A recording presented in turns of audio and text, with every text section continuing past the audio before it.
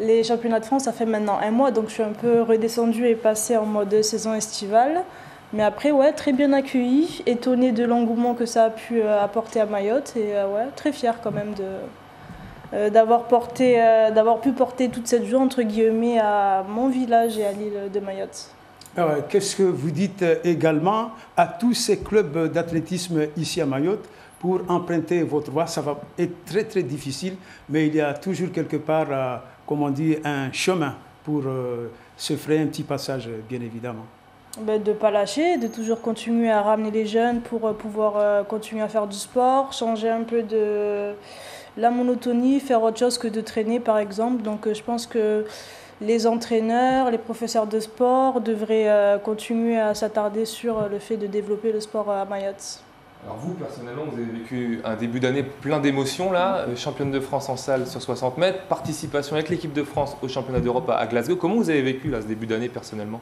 Ça s'est fait étape par étape. D'abord, j'ai passé l'étape des qualifications pour les championnats de France. Arrivé au championnat de France, je savais déjà que j'avais une chance de médaille puisque les meilleurs n'étaient pas là.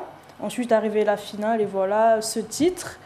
Et ensuite la sélection. Donc tout s'est fait normalement et logiquement. Donc, voilà. Inconsciemment même, pour vous? Le fait de porter le maillot bleu, il n'y a pas eu une pression sur vos épaules? Au contraire, vous avez pris tout ça avec bonne humeur et joie de vivre? Par contre, pour la sélection, je ne le savais pas parce qu'ils avaient une petite règle qui disait que la championne de France, si elle faisait moins de 7,42, était qualifiée justement au championnat d'Europe. Ça, je l'ai su qu'après ma course. Donc bien sûr, j'ai eu beaucoup d'émotions, mais une semaine plus tard, je me suis remise au travail pour préparer les championnats d'Europe. Et en portant le maillot, bien sûr, beaucoup de fierté. C'est quand même un rêve de tout sportif de porter le maillot de l'équipe de France. Nasran, il y a d'autres échéances à venir, les championnats d'Europe, les championnats du monde. Mais est-ce que dans votre viseur, vous sentez les JO de Tokyo? Pour 2020, clairement, c'est quand même un objectif. Je pense que c'est peut-être possible pour, en tout cas, intégrer le relais 4 fois 100 mètres femmes. Après, ça ne dépend pas que de moi, mais c'est clairement un objectif. Même si là, vous n'êtes pas dans la sélection là, pour les relais mondiaux non, là, parce 2 mois qu'après, il y a prochains? une histoire de collectif qui se prépare depuis plusieurs années, donc c'est pas aussi simple d'intégrer une fille comme ça dans le collectif. Mais pour moi, j'ai ma place même maintenant et si je continue à confirmer mes chronos de l'année dernière sur 100 mètres, j'ai aussi ma place l'année prochaine.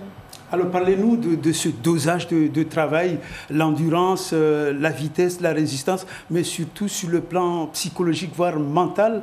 Comment juguler tout ça et être au top niveau? Après, ça se fait petit à petit. Hein. La saison, elle commence doucement et tranquillement, donc on ne se prend pas la tête.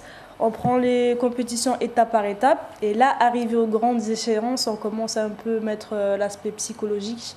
Nerveusement, c'est extrêmement fatigant, surtout pour moi, je marche beaucoup comme ça. Ben, il faut le gérer, il faut rester cool, il faut prendre les choses étape par étape.